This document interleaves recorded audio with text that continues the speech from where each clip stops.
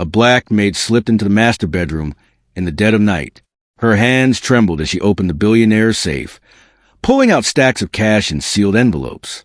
She didn't take them for herself. No new clothes, no mansion, no luxury. She took them because a little girl's life was slipping away, and no one else was brave enough to act. But when the billionaire found out, he didn't call the police. He didn't scream. He did something so unthinkable, so shocking, that the entire world stopped and watched. But before I reveal the twist that no one saw coming, hit that subscribe button, smash the notification bell, and drop a comment telling me where you're watching from.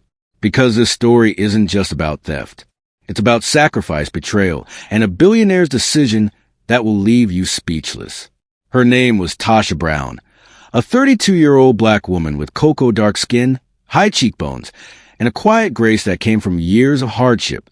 She had grown up in a neighborhood where hope was as rare as working streetlights, where sirens were louder than lullabies, and where dreams were usually abandoned before they could even take root.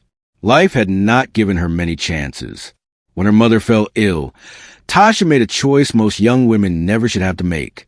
She dropped out of school and picked up a mop. She cleaned houses, scrubbed toilets, ironed shirts, and folded laundry for families who barely noticed her presence. Families who saw her as part of the furniture, not a young woman carrying the weight of her family on her shoulders.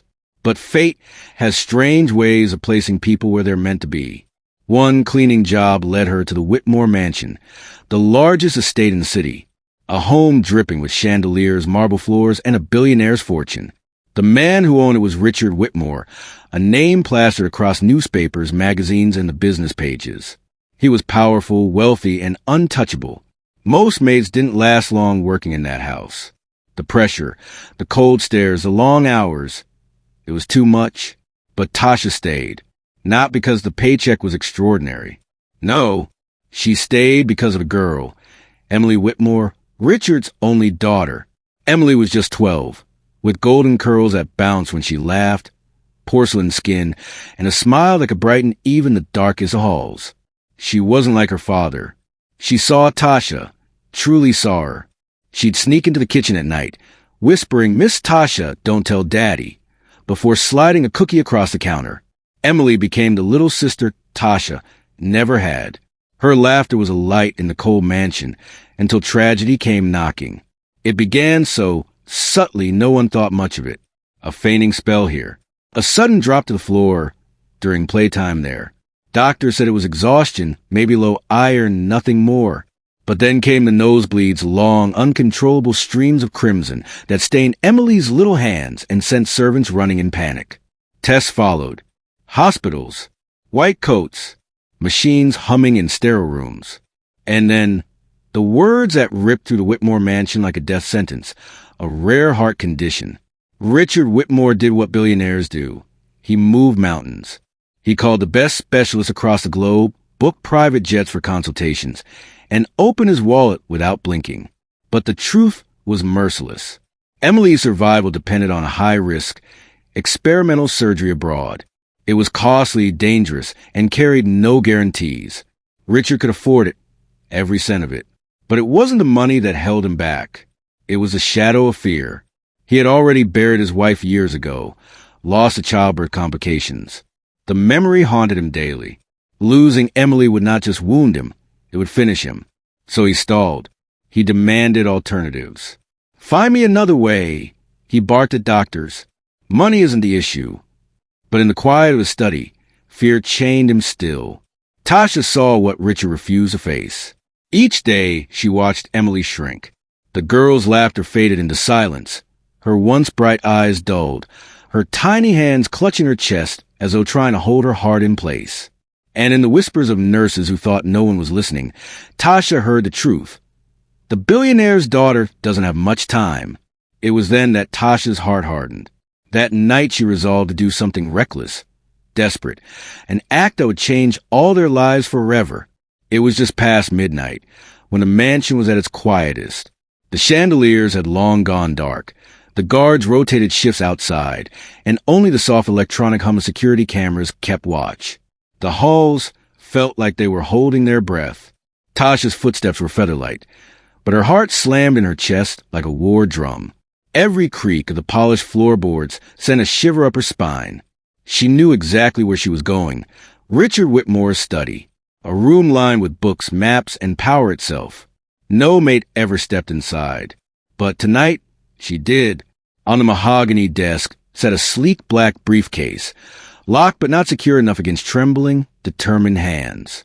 She flipped it open, and her breath caught. Bundles of cash stacked in neat, merciless order, along with sealed envelopes meant for a private investment. It was more money than Tasha had ever seen in her life. More money than her entire neighborhood would ever hold. Her fingers hovered, shaking uncontrollably. Every voice in her head screamed no. This was theft, betrayal, madness. It was a guaranteed ticket to ruin, to handcuffs, to prison. But then another image forced itself forward. Emily, lying pale in that hospital bed, her tiny chest rising weakly, her smile gone, her life slipping away while her father hesitated. Tasha's throat tightened. Her lips trembled as she whispered to the still room, "Forgive me! God, forgive me!" And in one swift motion, she grabbed the briefcase. By morning, she was gone. Within 24 hours, she was on a plane under a false arrangement, clutching Emily's small hand as they flew to Switzerland, praying the stolen fortune would be enough to buy a miracle before death claimed the only child who had ever seen her as family. The next morning shattered with chaos. Servants rushed to the mansion in panic. Guards scrambled across the estate, and Richard Whitmore stormed into his private study like a man possessed. His eyes darted to the safe, then to the desk. Empty. Millions gone. His chest heaved, fury crackling off him like a live wire. "Who did this?" he roared, slamming his fist against the desk so hard a pen cracked in half. Within minutes, the security team pulled up the footage. The grainy screen flickered, and then the unthinkable appeared. Tasha Brown, the maid, the one he trusted most, slipping into his study in the dead of night, carrying the briefcase out into the shadows. Richard's face burned red, his mind flooded with betrayal.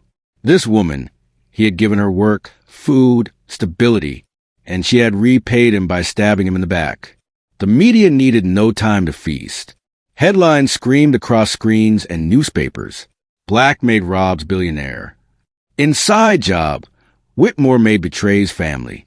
Reporters swarmed the mansion gates. Cameras clicked, microphones jabbed forward.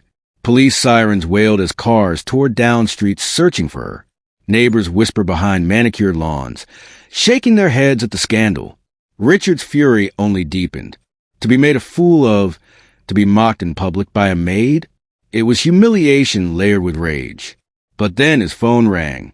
He almost ignored it, but something in him answered. On the other end, a calm doctor's voice. "Mr. Whitmore, your daughter Emily is stable. She just underwent surgery. If the funds had not arrived in time, she wouldn't have survived the night." Richard froze. The world tilted. His rage dissolved into something else entirely. Shock, confusion, and a dawning horror that maybe, just maybe, he had misjudged everything. By the time Richard's private jet touched down in Switzerland, the story had already spiraled into a worldwide frenzy. Cameras followed his every step as he rushed through the hospital corridors, bodyguards flanking him, reporters shouting questions that echoed against the sterile white walls. And then he saw it. In the waiting room, under the harsh glow of fluorescent lights, Tasha stood in handcuffs. Her uniform was rumpled, her face streaked with tears. Every inch of her body shook, not from guilt, but from the weight of knowing her life was over. Across the hall, Emily's weak voice pierced the chaos. She sat propped up in a hospital bed, pale but alive, her eyes brimming with desperate tears. "Daddy, please don't take Miss Tasha away." The room froze. Even the officers holding Tasha hesitated. Reporters shoved microphones closer, their cameras clicking like gunfire, waiting to catch the billionaire's judgment. Richard's jaw clenched. His heart pounded as he stared at the woman who betrayed him, or had she? The image of Emily alive because of Tasha's defiance gnawed at him. He wanted to scream, to punish, to demand answers. But then Tasha's voice cut through the silence, trembling yet fierce. "I don't care what happens to me. I couldn't let her die. If you want me to rot in prison, so be it. but I'd do it again, 1,000 times. Her words fell heavy, echoing across the room like a verdict. Gasps rippled through the crowd. And there stood Richard Whitmore, the billionaire father, the grieving widower, forced into an impossible choice: brand her a criminal or acknowledge the sacrifice that had saved his daughter's life. The billionaire stood frozen, his eyes locked on Tasha, her wrists bound in cold steel, her tears wetting the hospital floor.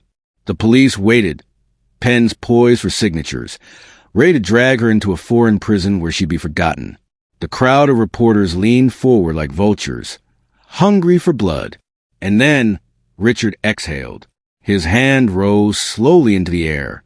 2 words cut through the tension. Let her go. Gasps erupted across the lobby. Cameras flashed like lightning. Even the officers hesitated, glancing at each other in disbelief. Richard's voice cracked, but his words rang with finality. This woman is not a thief. She is the reason my daughter is alive. She did what even I, her father, with all my power, all my money, was too afraid to do. She risked everything for Emily. Tasha's knees buckled. Emily sobbed with relief. And in that moment, the cold billionaire became a father humbled by the courage of a woman society would have dismissed as just a maid. By nightfall, the headlines flipped like a storm changing direction. Tasha, the hero Maid.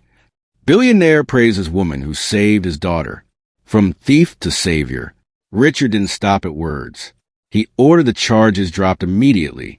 He paid off every debt Tasha's family carried, gave her security she'd never known, and more importantly, he gave her a place in the Whitmore household not as a servant, but as someone Emily would forever call family. Tasha had walked into that mansion as a maid, invisible and underestimated, but she had walked out of that hospital as something far greater. Proof that love, sacrifice, and courage could outshine even the weight of a billionaire's fortune. Tasha walked into the Whitmore mansion as a maid, another invisible worker in the background of a billionaire's life. But she walked out of that hospital as something far greater. She became family, a protector, a living reminder that true courage doesn't always wear a suit or carry a fortune. Sometimes it wears an apron and carries a heart big enough to save a life. And the world learned something too. That love, real love, often comes from those who have the least to give but the most to lose. Tasha risked everything, her freedom, her future, her very life, not for herself, but for a child who wasn't even her own. Now here's the question for you. What would you have done in Tasha's place? Would you have taken that briefcase? Would you have gambled your entire future for the life of someone you loved? I want to hear your thoughts. Drop your answer in the comments below. Let's talk about it. And while you're here, smash that subscribe button, hit the notification bell, and join this community. Because more stories like this one are on the way. Stories that will challenge you, break you, and inspire you to see the world differently. Because this story, it was never just about stolen money. It was about a stolen chance at life, given back through sacrifice. And sometimes, that sacrifice doesn't come from the billionaire at the top of the world. It comes from a maid who dared to believe a little girl's life was worth more than fear.